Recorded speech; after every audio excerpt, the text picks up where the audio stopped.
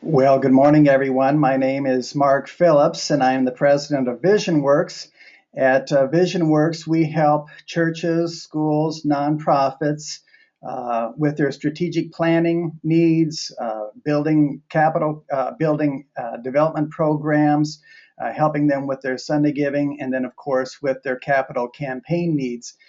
And we have a topic this morning that I think is really of interest to all organizations because, to some extent, all organizations use volunteers.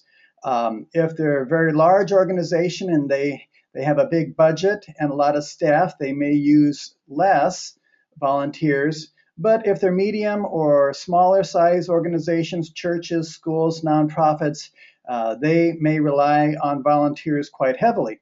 I've never been to a community in which they said, we have plenty of volunteers. We don't need any more volunteers. We don't need any more new people.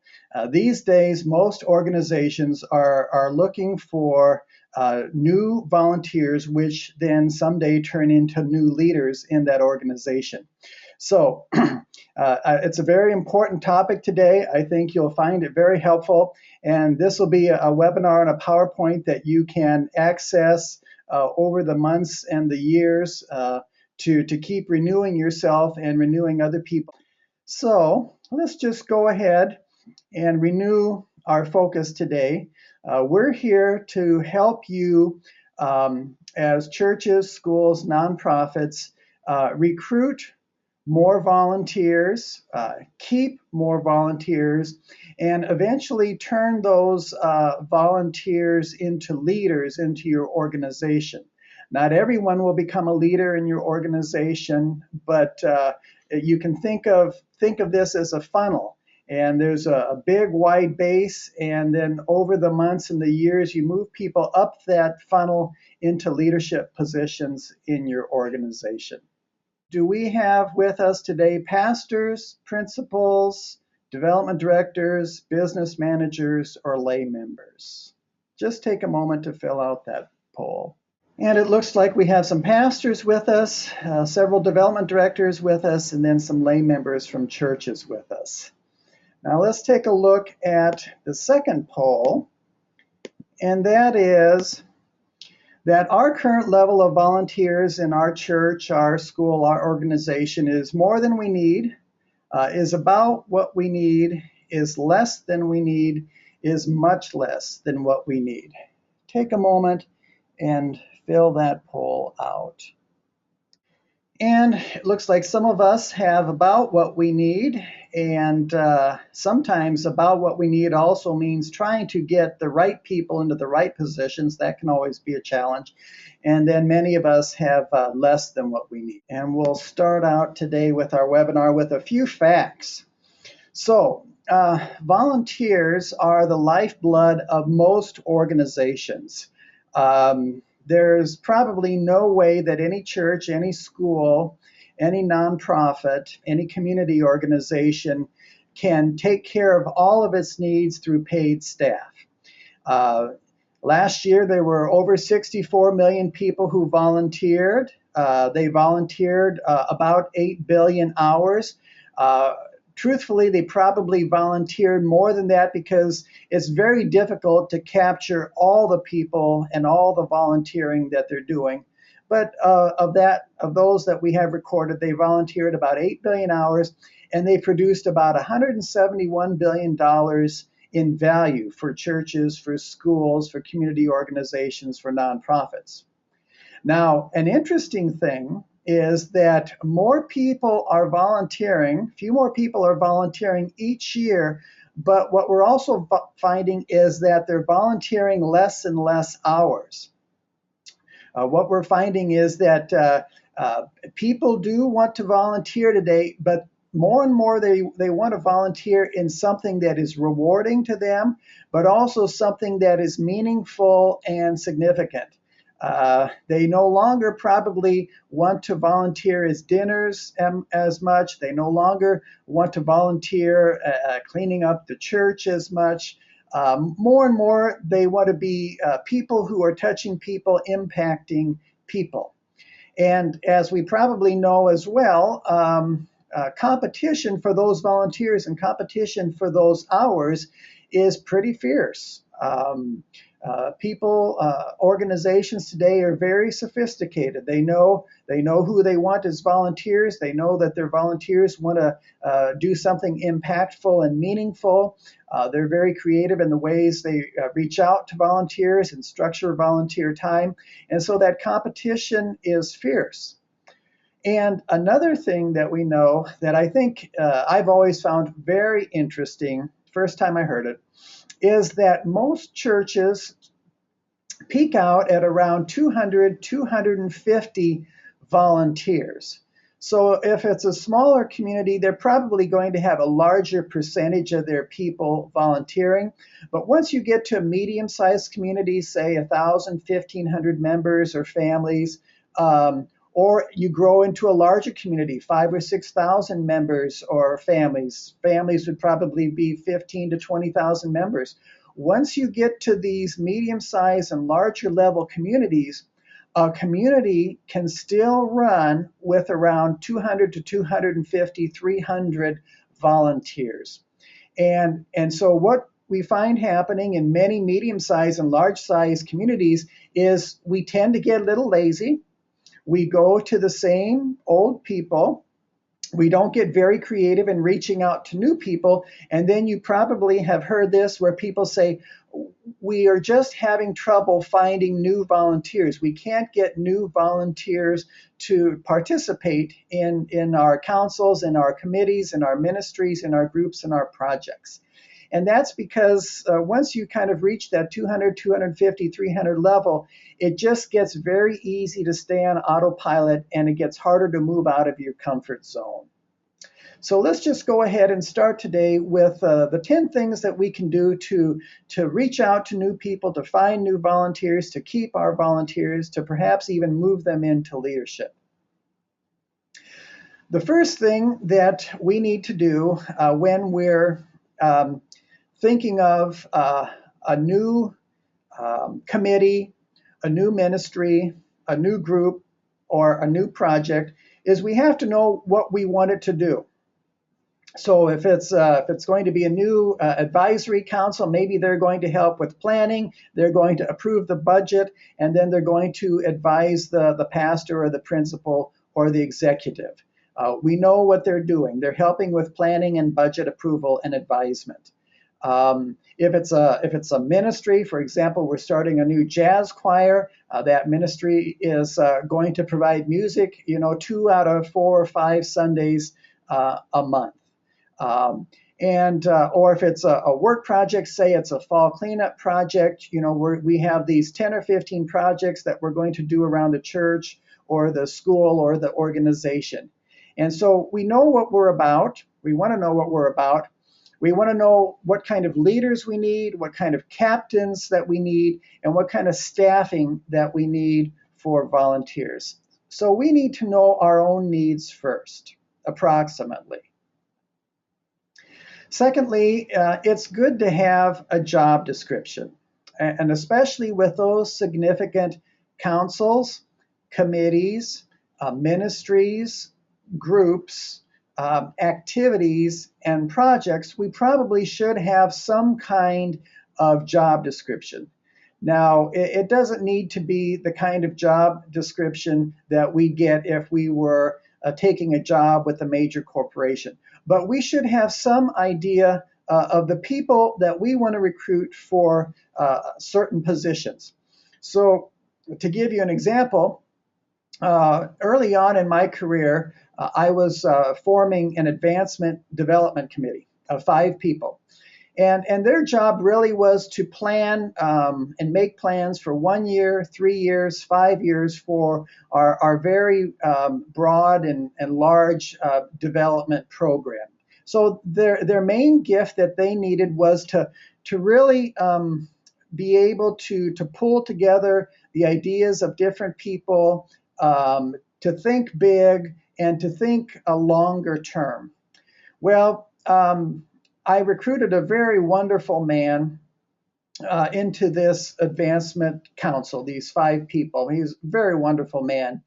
Um, and uh, and we had 3 or 4 meetings a year to do planning, to review our activities. And each time that he would come to our meeting, he would come with different fundraising ideas, or he would come with raffle tickets, and he would want us to sell raffle tickets. And I would always have to take him aside before, after the meetings, to remind him that, this is not really a fundraising group. This is the oversight council, and we're in charge of planning, and we're in charge of supporting the rest of our teams. We're not really a fundraising group. And he never really did understand that. I don't think he really accepted it or liked it. And he probably actually fit better in one of the other fundraising groups. So we have to know our needs. We have to know the kind of people that we're looking for as far as leaders of the groups, captains in the groups, and members or worker bees in the groups. So we have to have a job description. We have to know what their time commitment is going to be. If you're going to be on a church council, we might require you to attend 1 training during the year. We might require you to attend 8 meetings during the year, and we might require you to do 2 hours, 3 hours of homework before each meeting. And that council is going to be planning. That council is going to be approving budgets. That council is going to be supporting other ministries and groups. So we need to know the time commitments. We need to know their responsibilities, and we need to know their training requirements. Councils, committees, ministries, uh, long-standing groups probably have more training requirements than an ad hoc project like a fall church dinner or a fall cleanup project. But even then, there's some instruction and some training that's needed. So what is the job description as far as time commitment, the responsibilities that we're asking them to do, and then any training that they might need? The third thing that we want to do is we want to try to know, as far as possible, our volunteers and their gifts. So some people are very connected. Some people are very respected and known in the community. Some people think big and they can think long term. Some people are good at organizing people. Some people are good at bringing resources together. Some people are good with kids. Some people are good with musicians and choir members. Some people have a real heart for social justice and the poor, and so on. So we need to really try to know, as far as possible, our volunteer prospects. What are their gifts? What is their heart like? A second item is that as we're putting together a potential list of volunteers, it's always good to have a list that's about 2 to 3 times longer than we really need, because some people may not be a right fit. Some people may have things going on in their lives that we don't know about. Some people may have a job that's changing, and they're not going to be able to fit in because of time requirements. So some people are going to say no. So have a list about 3 times longer than you might need. And then the last thing is, so that we always try to get a yes, is that we might come up with 2 or 3 positions that they could fulfill. So say, for example, we were going to start a Sunday morning preschool education class. We might be looking for 1 leader. We might be looking for 2 or 3 captains. We might be looking for 5 or 6 volunteers.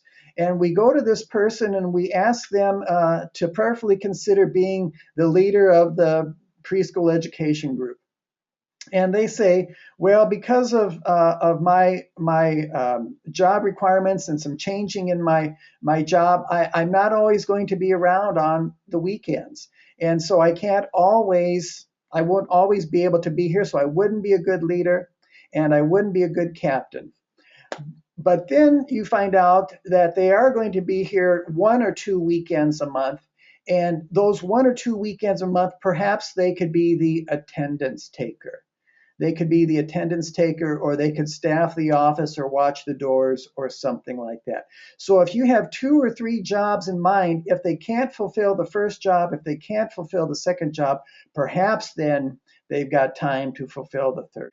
Okay, let's go ahead and take another poll. And we want to find out if your church or school or community does a periodic stewardship fair or ministry fair. And these are things that I think are becoming more and more popular over the years. It depends on the size community that you're part of, but it looks like most of you are doing some kind of stewardship fair, stewardship renewal. Sometimes some places do 3 or 4 weeks of stewardship renewal of time, talent in ministry, and treasure. And they might do it in the fall or the new year or the spring or the summer, whatever works for their community. Some communities split them up over the year. So it looks like more and more people are doing stewardship renewals and stewardship fairs. So now we're getting to the point where we've thought about what it is that we want this council, committee, ministry group to do. We've thought about the kinds of needs that we have. We've are starting to think about the people that might be involved in this, and we want to do some brainstorming. And there's all different kinds of ways that we can brainstorm. But we can start with the pastor, the principal, the executive. We can start with our church directory, our school directory, our organizational membership list, and we might get together periodically with our staff members to say, you know, we're going to be starting this new ministry or group over the next 3 to 6 months. We're going to say start a food pantry out of our church, and one day a week it's going to collect food and distribute food from someplace on the campus. So we go through our directories. We might go through the stewardship renewal list. We might go through the ministry fair list. If we had a current group and we wanted to add members, we might start with those members and say, who else would you recommend that could be leaders, captains, volunteers in this food pantry effort? And then a good group to go to is also some influencers in your community. Probably all of us have councils, committees, ministries, groups, activities, projects, people that are involved. But there's sometimes people that are part of the organizational structure who are influencers, but sometimes there are people who really aren't involved in much, but yet they are very influential in the community. We may go to them. But the idea in all of this is coming together, pastors, principals, executives, staff people, others, to brainstorm for names, to throw into the pot 10 or 15 or 20 or 30 names. We can always winnow it down, but we want to start with a larger list of names. And I've always found, probably in my life, in working with communities and groups, that I probably have gotten into the most trouble when I attempt to do something on my own without very little consultation. And so this is what the brainstorming does. The brainstorming consults with staff people, it consults with committee people and council members and people from other groups. It consults with the community. So you want to put your ideas out there, your names out there, and then you want to test them a bit. Because we don't have perfect knowledge. We don't have knowledge of probably everyone, or intimate knowledge of everyone. And some of these people on our staff or council and committees and other groups will be able to provide information and say, yes, she would be great for this. No, he wouldn't be so good for that. Okay. How does your community currently recruit volunteers? Does it get its names through stewardship renewal or stewardship sign up? Do you use general worship announcements or mass announcements? Do you advertise in your newsletters or bulletins? Do you use personal invitations, or do you use a combination of all the above? And it looks like most of us are using a combination of things, and in truth, that's probably the way it's done. I still know quite a few communities that rely yet on their newsletters or bulletins or pulpit announcements during mass or worship services. And these two means, either newsletters and bulletins or pulpit announcements, are probably the least effective for recruiting volunteers. Number one, we might not get the people that we need or want.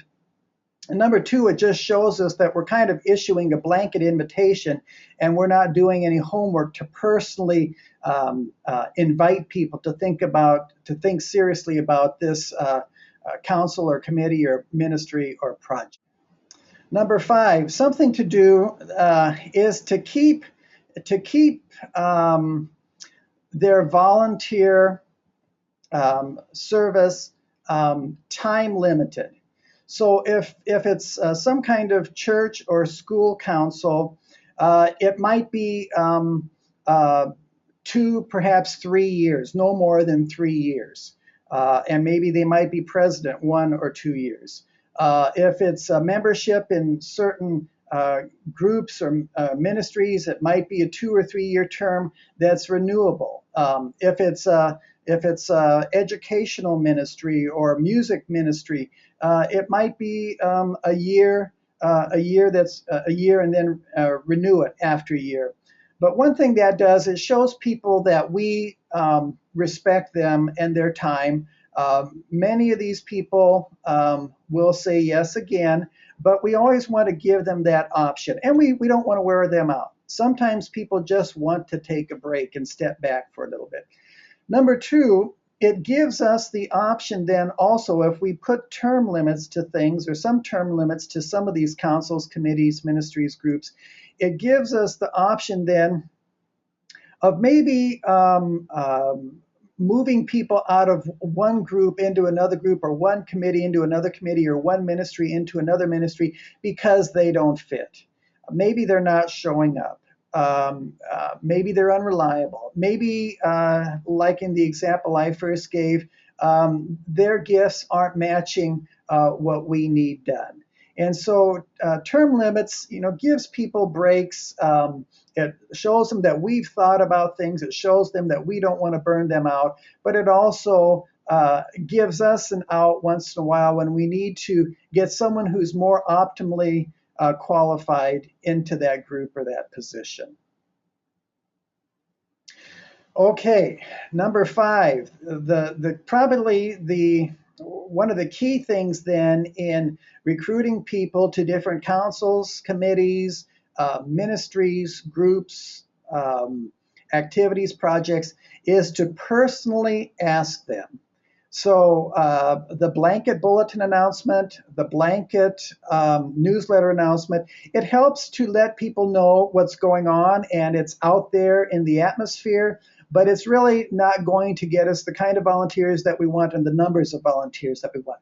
And so the key way to do it is probably just like Jesus did. We go out and we ask people personally to be part of us or to follow us.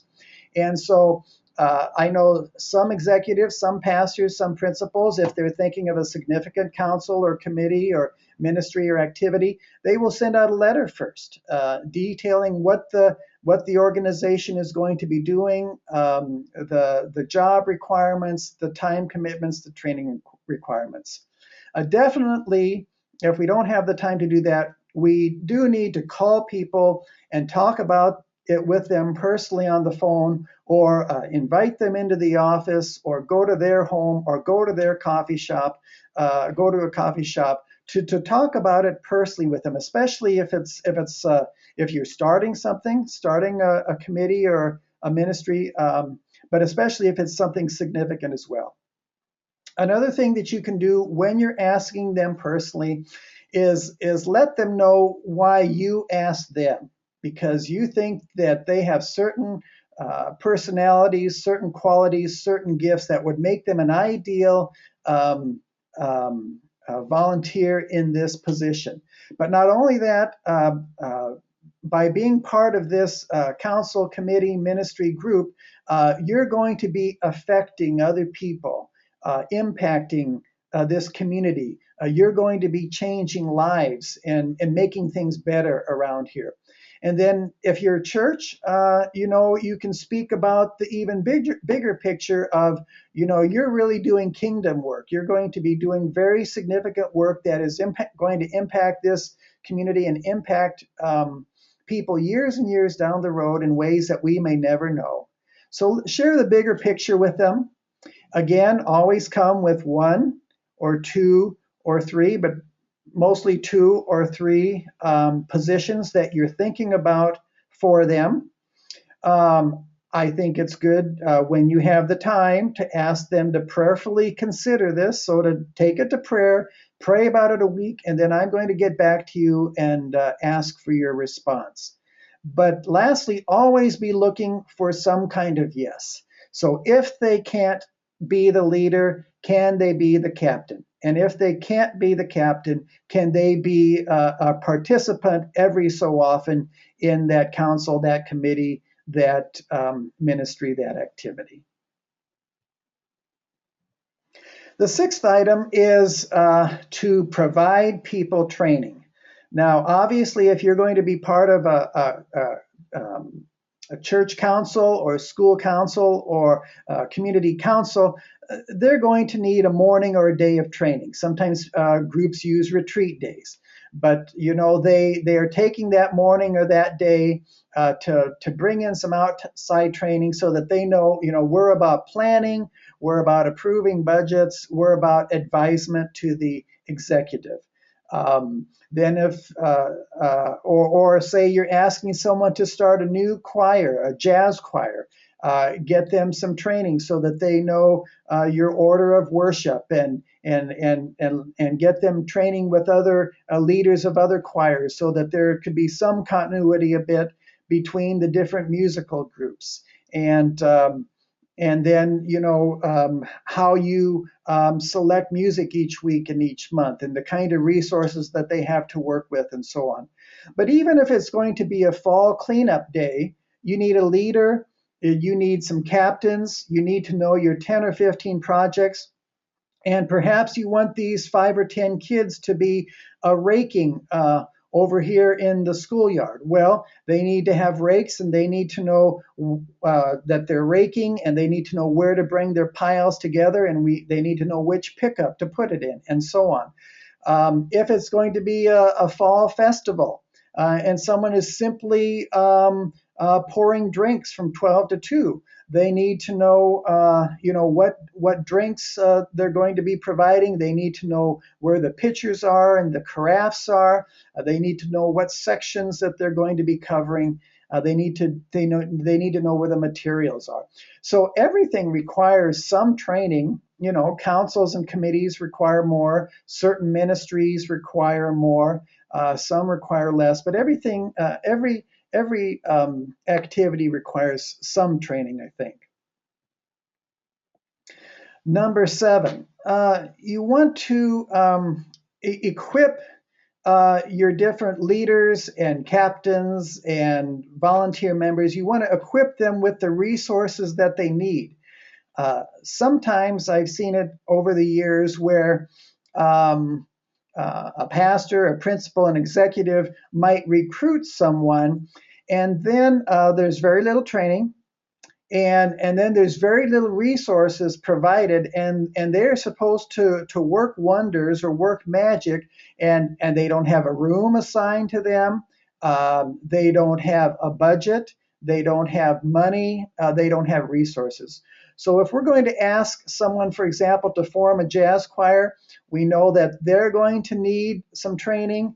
Maybe the group needs some training. We're going to probably need a budget so that we can get the right um, sheet music and music for the group. Perhaps we're even going to need some instruments and a little different microphone setup or sound system or something. But the idea is when we recruit people into a group, we want to make sure that we give them the budget and the resources and the materials they need to be successful.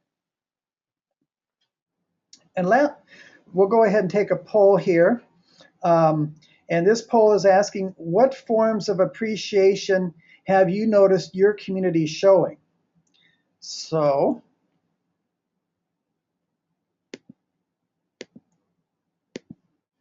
well, this is not very encouraging. We, from us that have been involved, we are not seeing very much appreciation being shown at all. Number 8, what I think is huge is showing support and gratitude. And we don't always do this very well. And the more support and gratitude you can show, the better.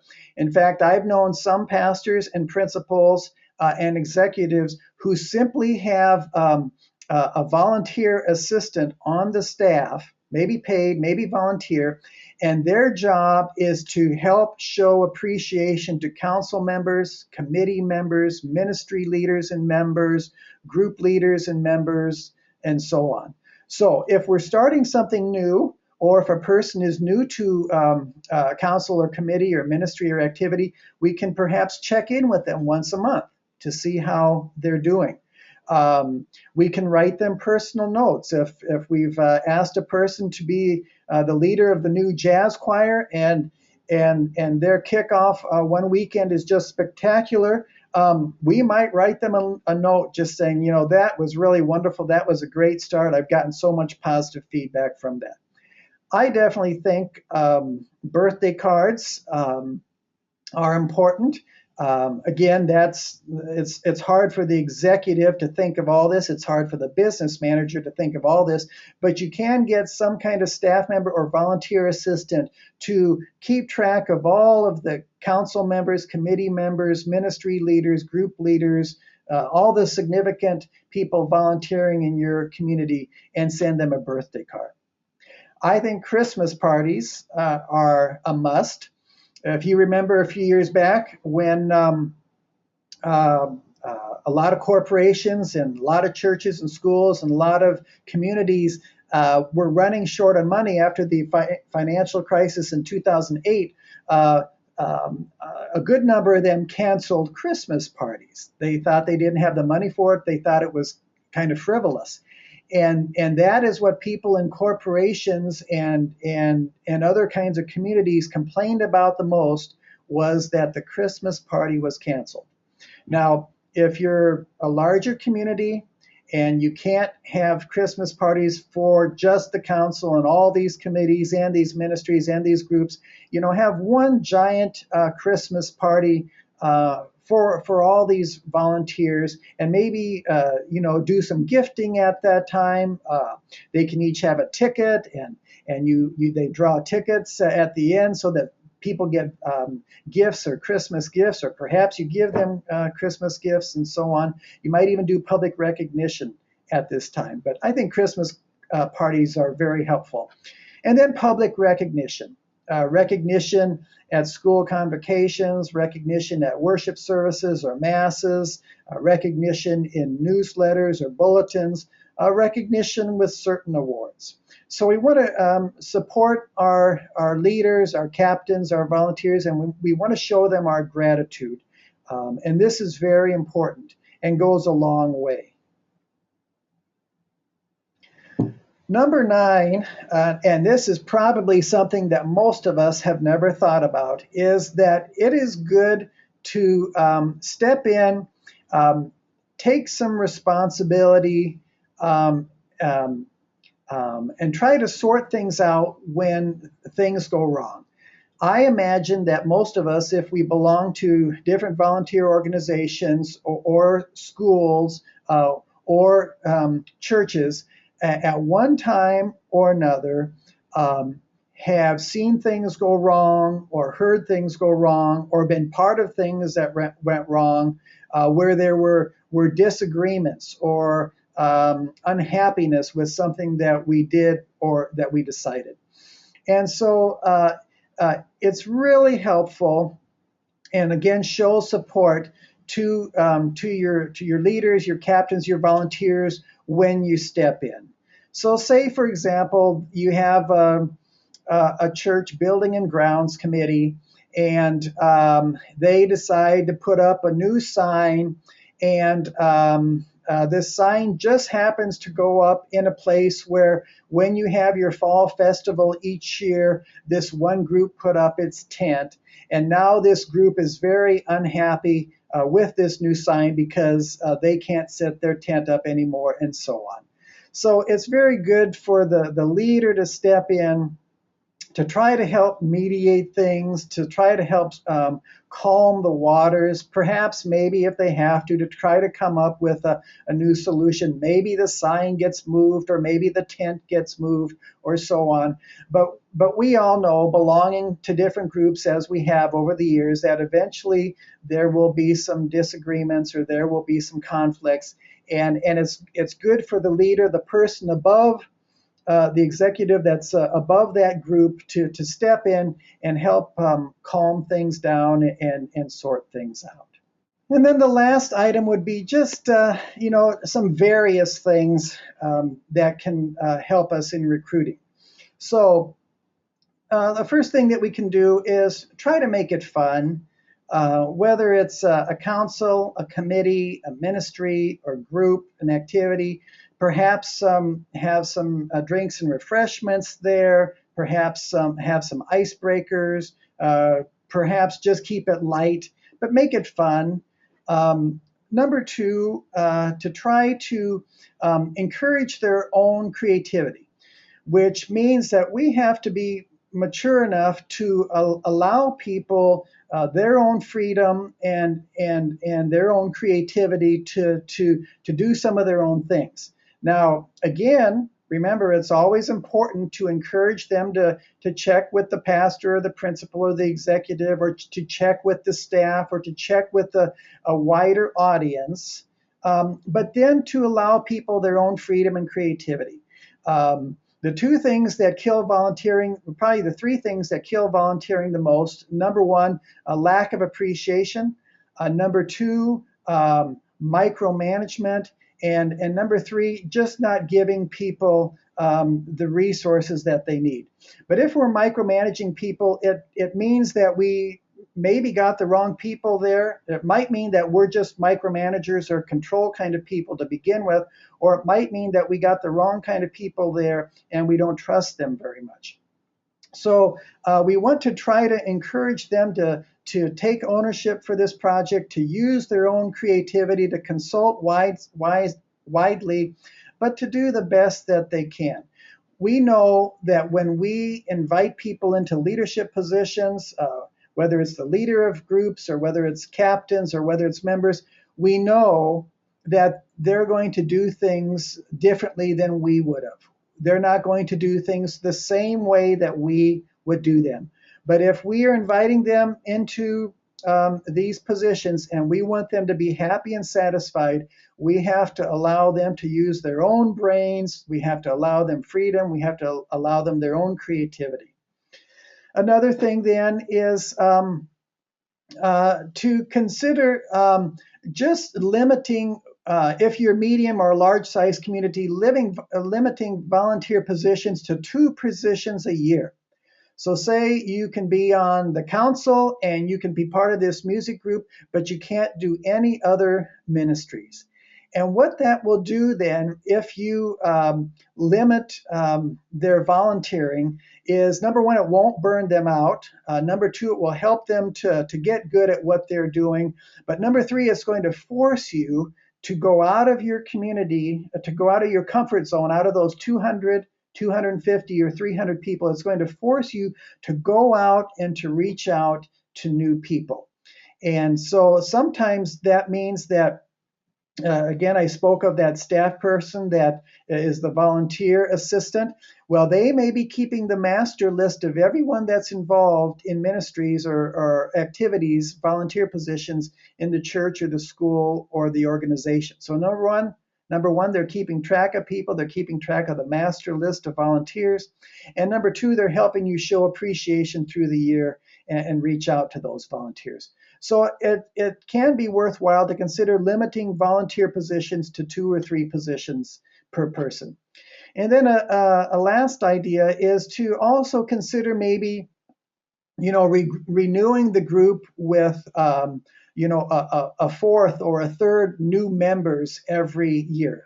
So say we have that council. Well, of course, if we've got a 9-member council, we want to be bringing in 3 new people each year so that there's some turnover, so that there's some new people. If we've got certain choirs, we might be, and the choir is made up of 6 or 8 people. We should be attempting to bring in 1 or 2 new people each year. And if there's different groups or activities, again, bring in a fourth or a third new people each year. But again, this forces us out of our comfort zones, and it forces us to reach out and think of some new people. Now, what we find in churches, schools, nonprofits is that most of them can always use an increase in their giving and an increase in their budgets. Some churches, of course, pray about this. Churches and schools ask people to consider increasing their giving each year. That will happen 1 or 2 or 3% each year. But what we found is it all starts with involvement. And so, say we're planning a fall festival, and it's going to include a lunch, it's going to include a silent auction of 20 baskets, it's going to include a public auction. And during that lunch from 10 to 2 in the afternoon, we're going to need several people to help pour drinks. Well, I've got a neighbor beside me, Mike. He's not active in our community. He's not going to church, but I know he's a member of our church. I can ask Mike to pour drinks from 12 to 2 o'clock. It's not a high skill kind of activity. And Mike can just come there for 2 hours, and he rubs elbows with some people. He sees some people that he knows. He meets some people that he didn't know. But what we find happening is when you start bringing people up through these smaller positions, these activities that don't require a lot of skills, when you bring them up, then they become more and more interested in the activities of your community and the spiritual activities of your community, like worship. And then from that, increased giving comes. But it starts by putting on our thinking caps and asking ourselves, how can we involve some people that we aren't ordinarily involving in this activity? How can we involve some people that we don't ordinarily see around here so that we can bring them more and more into the life of the community? We really don't pray their way into this. They certainly aren't just going to start increase their giving because we ask them to, but it all happens through involvement. So think about how you can move out beyond those 200, 250, 300 people, perhaps by limiting volunteer positions to 2 a year, perhaps by recruiting a fourth or a third new people each year, just mandating that, making that the rule in your organization, that we always have to be seeking new people who aren't fully involved here to help with some of these easier volunteer positions. So, in going over some of our things that we can do to recruit more volunteers, to keep our volunteers happy, to be bringing more and more volunteers on board. Number one, we need to know what our group's need is, whether it's a council or committee or ministry or group or activity. Number two, we need to have some basic job descriptions for leaders, for captains, for members. Number three, we should know people's gifts. Are they good with music? Are they good with kids? Are they good with bookkeeping and systems? Are they good with ministries? Are they good with the poor? What are their gifts or interests? Number 5, we can brainstorm for names by using the lists or the directories that we have, by using those stewardship lists or ministry fair lists. Um, number 5, we can keep it time limited so that people, when they get recruited into a position, aren't in that position until they die. Let them serve. Let them give their best advice or their best skills and energy, but then let them move on if they want to and bring new people in. So keep it time limited, a year, 2, 3 years. If it's going to be a work project like a fall cleanup, well, then it's just going to be for that day or that weekend. Number 6, everyone needs training, I think, whether it's a council member, committee member, ministry leader, people that are part of groups and ministries, even if it's just the kid who needs to be told where he can find the rakes, what area of the lawn he needs to rake, what pickup he needs to put the leaves and the grass into. Number 7, provide people with the resources they need, the rooms, the budgets, the materials, the money they need. Number 8, show them appreciation in as many ways as possible. Number 9, step in when there are problems to take some responsibility and help sort some things out. And number 10, try to make it fun, give them some freedom, let them use their own creativity, let them take ownership, more ownership of that council or that committee or that ministry or that activity. Try to limit positions or ministries to 2 per person per year, and then try to recruit maybe a 4th or a 3rd new members into that council or that committee or that ministry or that activity each year, so that we're always renewing ourselves. And then when we are bringing these new people in, we are finding out more and more their gifts, and they might be better in this leadership position or these higher skilled positions someday. So we want to thank you for joining us today. Volunteers are so important to every community, and they make our lives richer, and they actually make our work probably more impactful and more effective. And probably they're going to be bringing ideas and skills and gifts that we don't have to even improve the overall effectiveness of our organization. So thank you for joining us for this today. We will be sending you out the webinar and the PowerPoint. And coming soon in the new year, we're going to be having webinars on encouraging major gifts to churches and schools, building or creating development and advancement programs, and then using feasibility studies to figure out perhaps how much a church or school or an organization can raise for different projects. So thank you very much for joining us today. We look forward to you joining us in the future for more webinars. And please feel free to share this with your staff and your colleagues and your volunteers. Thanks, and God bless.